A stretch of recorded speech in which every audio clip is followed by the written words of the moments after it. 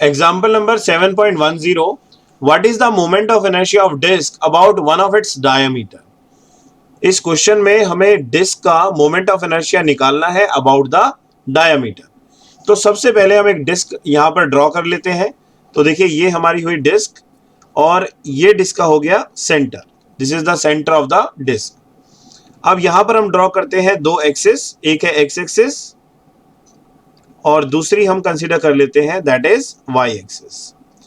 दोनों ही axis, X axis और वाई एक्सिस डिस्क के प्लेन पर लाई कर रही है और जो तीसरी एक्सिस है दैट इज जेड एक्सिस, वो परपेंडिकुलर है to the plane of the disc. So this is Z axis which is perpendicular to the plane of the disc. X axis and Y axis are lying on the plane of the disc. So इसको हमने नाम रखा है यहां पर A B. A B आपका एक diameter है और सी डी आपका दूसरा डायमीटर है जो कि प्लेन पर लाई कर रहे हैं। सो हम ये बोल सकते हैं कि moment of inertia of diameter A B is equal to moment of inertia of diameter C D. क्योंकि दोनों ही डायमीटर है, डायमीटर के अबाउट डिस्क का जो मोमेंट ऑफ इनर्शिया है वो सेम रहेगा।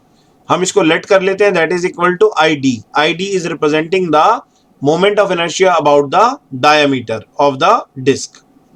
Now using perpendicular axis theorem, अब इसमें हम यूज करेंगे perpendicular axis theorem. Now what is perpendicular axis theorem?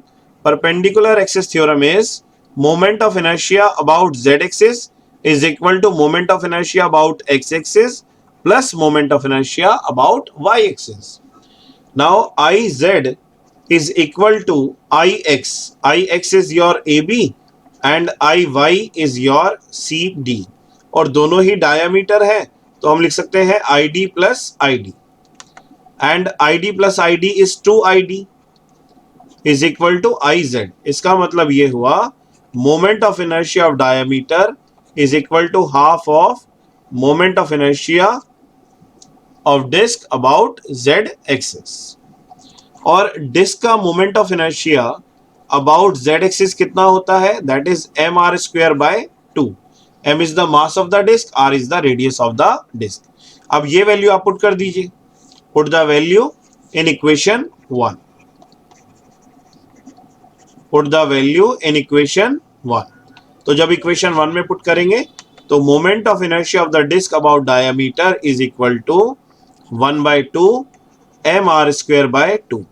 सो ये हो जाएगा हमारा M R square by 4। This is the moment of inertia of the disc about the diameter. So ये हमने कैलकुलेट किया। अब हम इस करेंगे नेक्स्ट एग्जाम्पल, एग्जाम्पल नंबर 7.11। अगर आप चैनल पर पहली बार आए हैं तो चैनल को सब्सक्राइब जरूर कर दीजिए और अगर आपको सॉल्यूशन समझ में आ रहे हैं तो लाइक बटन करके अपने फ्रेंड्स के साथ शेयर भी कर दीजिए। Example number 7.11। What is the moment of inertia of rod of mass m? एक रॉड है जिसका मास है m और उसकी लेंथ है l about an axis perpendicular to it through one end. So मान लेते हैं ये हमारे पास एक रेक्टेंगुलर क्यूबॉइडल रॉड है और इस रॉड का मोमेंट ऑफ इनर्शिया हमें फाइंड करना है about a perpendicular axis passing through its one end. So इस रॉड का ये एंड है जहां से हमने एक एक्सिस रिप्रेजेंट की एक्स वाई। इसके अबाउट हमें इसका मोमेंट ऑफ इनर्शिया फाइंड करना है। अब मान लेते हैं इस रॉड का सेंटर ऑफ मास यहां पर लाई कर रहा है ओ पॉइंट पे और सेंटर ऑफ मास से भी एक एक्सिस पास हो रही है जो कि परपेंडिकुलर है। So it is P Q. अब हम देख सकते हैं कि एक्स वाई और पी क्यू दोनों ही एक्सिस एक दूसरे के पैरेलल हैं और हम यहां पर यूज करेंगे parallel axis theorem. So using parallel axis theorem. Now what is parallel axis theorem?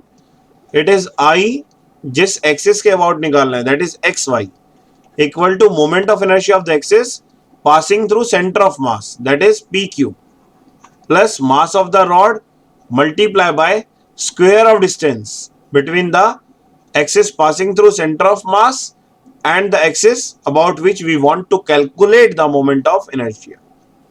So the total length of the rod is L. So what is the length of this portion? The length of this portion is L by 2. So I can write here L/2 का square. यही formula होता है ना कि moment of inertia of the axis passing through centre of mass plus mass of the rod and square of the distance between the two parallel axis. So moment of inertia of the rod I P Q कितना होगा, that is M L square by 12। ये आपको याद रखना है।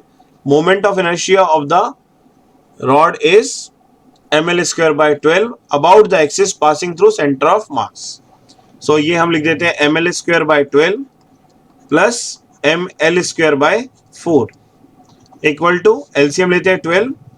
Now it is your 1 plus 3 ml square.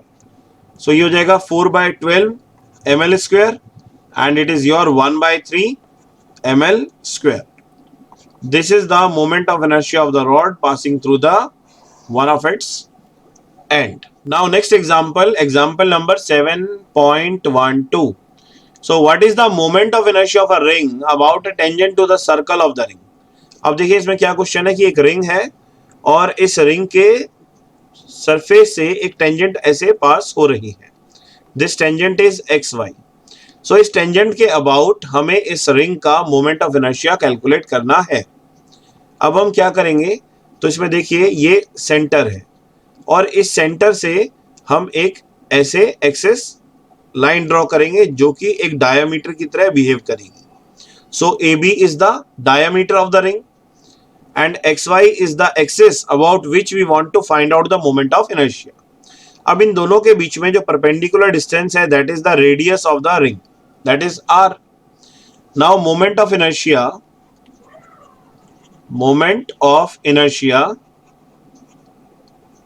of ring about diameter, moment of inertia of ring about diameter तो कितना होता है IAB about diameter होता है mr square by 2। अब हम इसमें यूज करेंगे parallel axis theorem। Now using parallel axis theorem, क्योंकि दोनों एक्सिस आप देख रहे हैं पैरेलल है। So using parallel axis theorem IXY is equal to IAB plus M और इन दोनों के बीच का डिस्टेंस है R, तो हम इसको लिख सकते हैं mr square. Now IAB is mr square by 2 plus mr square, तो ये सॉल्व करके आ जाएगा mr स्क्वायर बाय, ये आ जाएगा 3/2 mr स्क्वायर। जब आप एलसीएम लोगे और सॉल्व करोगे तो ये आ जाएगा 3/2 mr square.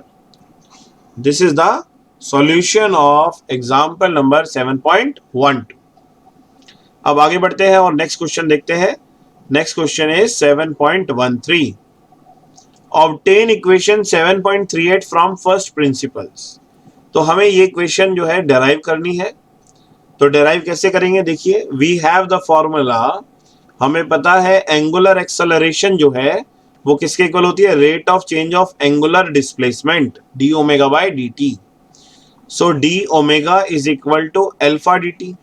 Now integrate both sides, दोनों साइड हम इंटीग्रेट कर देंगे विद लिमिट्स। ओके, तो देखिए डी ओमेगा की जब आप लिमिट्स लगाएंगे तो ये ओमेगा का इनिशियल है ओमेगा नॉट और फाइनल है ओमेगा, इनिशियल एंगुलर स्पीड और final angular speed equal to alpha dt और dt का इंटीग्रेशन टाइम का लगेगा 0 टू फाइनल टाइम t। अब dx का इंटीग्रेशन x होता है तो d ओमेगा का इंटीग्रेशन ओमेगा होगा। लोअर लिमिट को यहां पर लिख दीजिए, फाइनल लिमिट को अपर लिमिट के रूप में लिख दीजिए।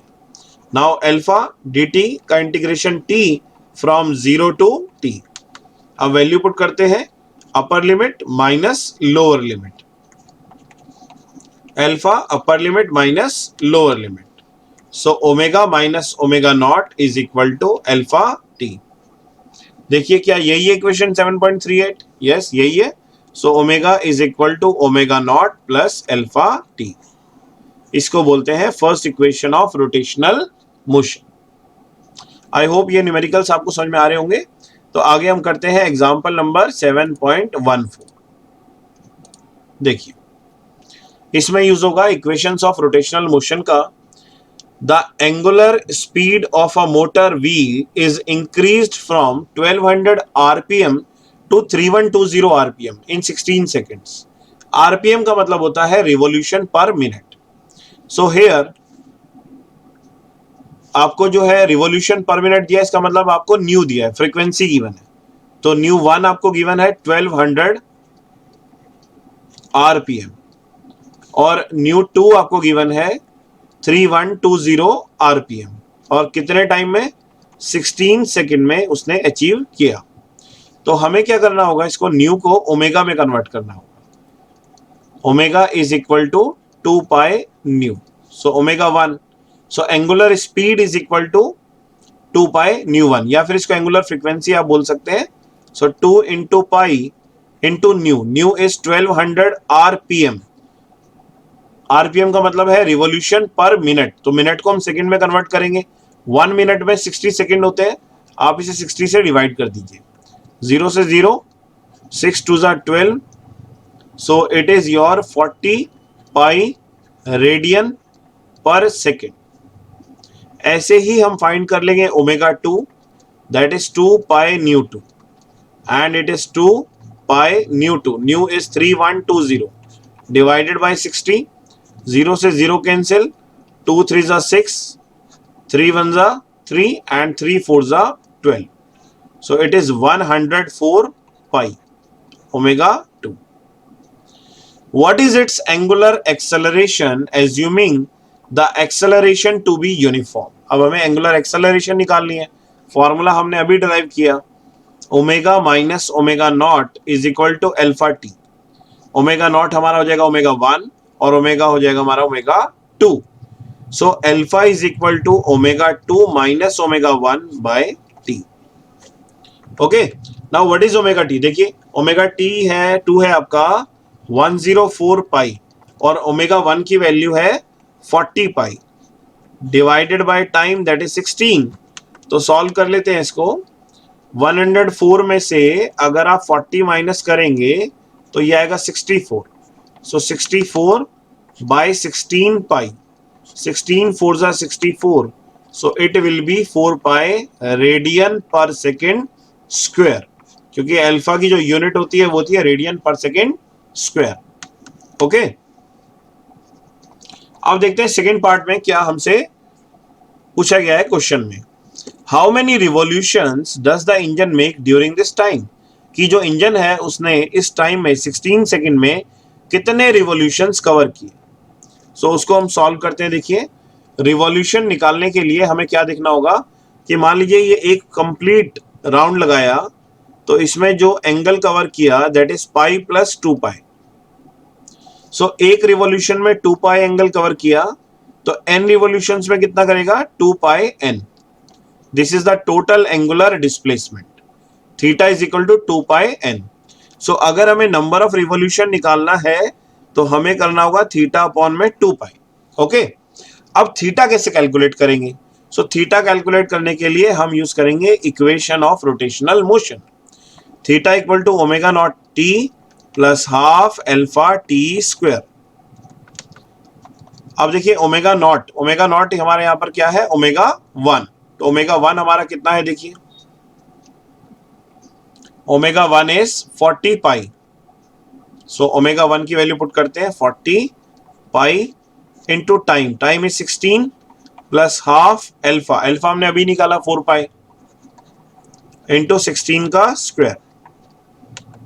Now 40 into 16 that is 640 pi plus 2 2 ज़ा 4, सो इट इज 2 पाई और 16 का स्क्वायर कितना होगा वो देख लीजिए,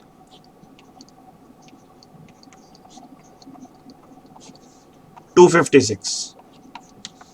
So 640 pi plus 512 pi.